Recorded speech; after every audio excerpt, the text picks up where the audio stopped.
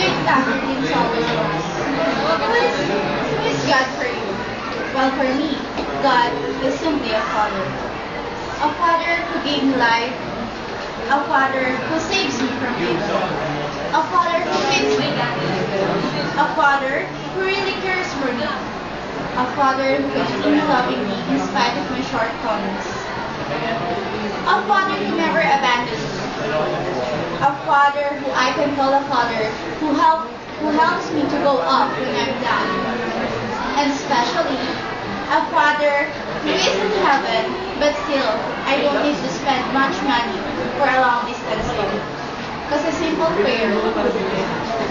And he is not only my father, but also your father. So my topic is about information technology. Information technology is the knowledge about technology. When I was in high school, I thought that this course is easy because since everyone of us is using computers, I thought that it is really easy. Here in PUP, they offer information technology course, which we are taking now. If you're an information technology student, you will learn about different languages, program languages like Java, C, C#, COBOL, and you will also learn about the hardware and software of the computer.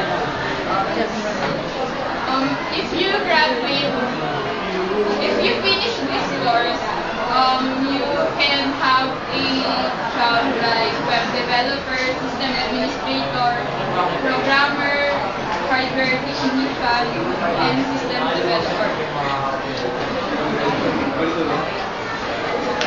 For more information, just My topics is all about the original Pinoy music are simply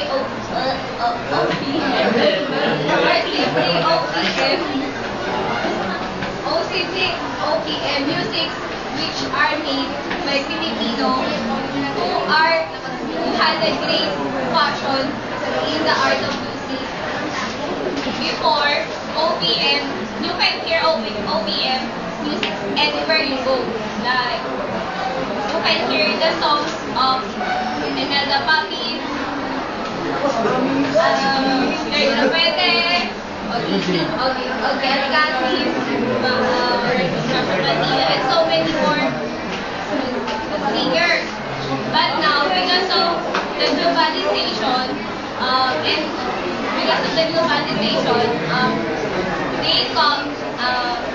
the intruding of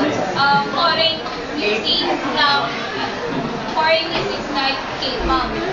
Now, OPM music are less heard in some places.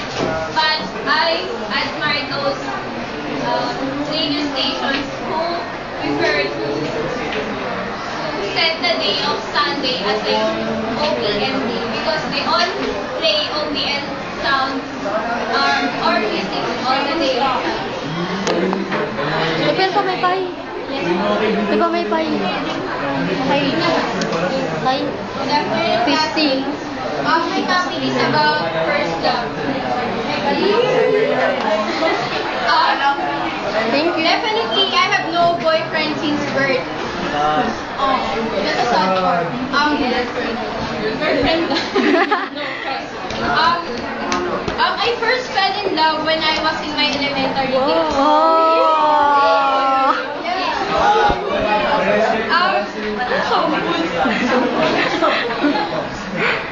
The name of my first love was Neil Mark Gonzalez.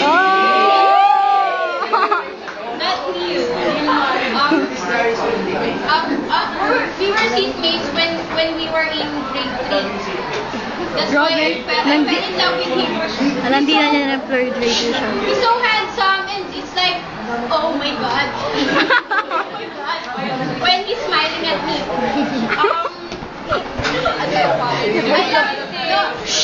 I love it when he's bullying me.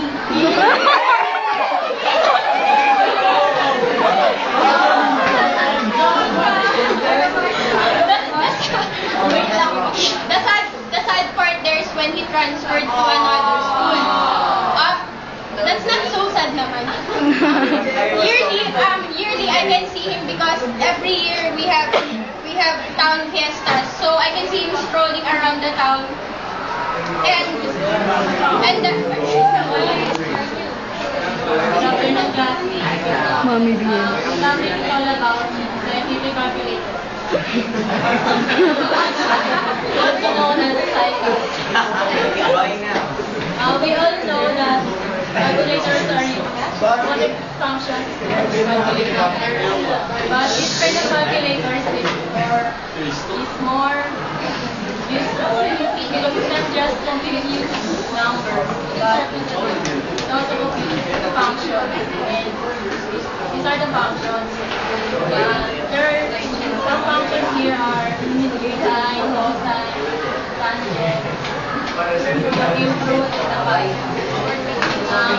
This is very useful for us students, especially in some subjects like statistics and probability, and some math subjects like algebra and trigonometry. Every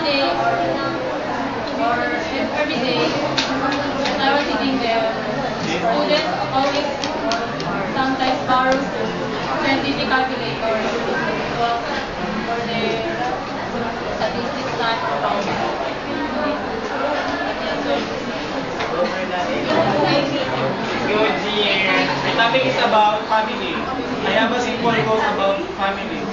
Family that brings together.